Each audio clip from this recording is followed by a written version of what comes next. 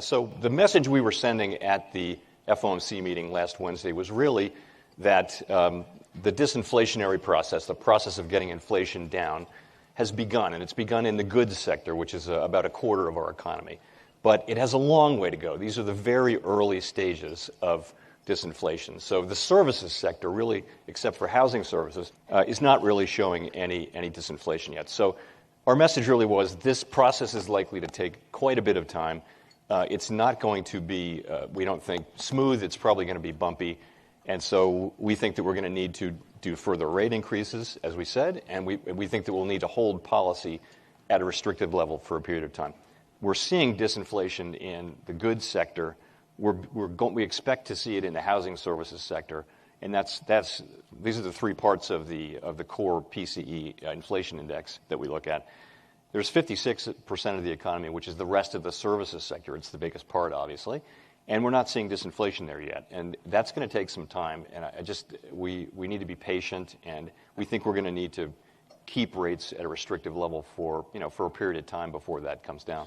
So when you made your speech today, as you look at the country's economy, what is the biggest worry you have about inflation? Is it just that the fiscal policy is not completely under control? We have exogenous events outside. What is your biggest worry about inflation today?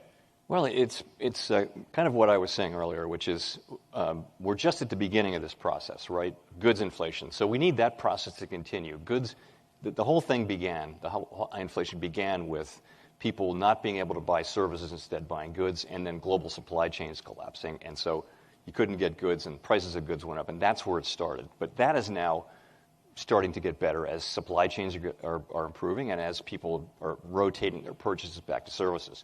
You move on, though, we're not seeing it yet in housing services, which is either rent or the ownership, the imputed costs of house ownership. But we expect to see that. So we need that to happen. That's another big part of the economy. It's got to come. It should come in the second half of this year. Then the biggest piece of it, and what I worry about the most, is when are we going to see disinflation or declining inflation in core services ex housing? So that's what I worry about. The last thing I worry about is just another exogenous event. It's a risky world out there, with the war in Ukraine and the reopening of China, and those are things that can affect our economy and the path of inflation. Right. So the balloon was out. Кстати, о Западе. С удовлетворением могу отметить, что Запад успешно загнивает. Но не будем на этом останавливаться. Это, в конце концов, их нравы. So what is the salary of the chairman of the Federal Reserve Board? It's around $190,000, I believe.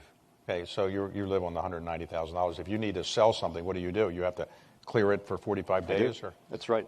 If we have family expenses that, if we have them, that exceed my salary, then we have to sell an asset. You think that's a fair salary for the job, or? I do. Yes. You do.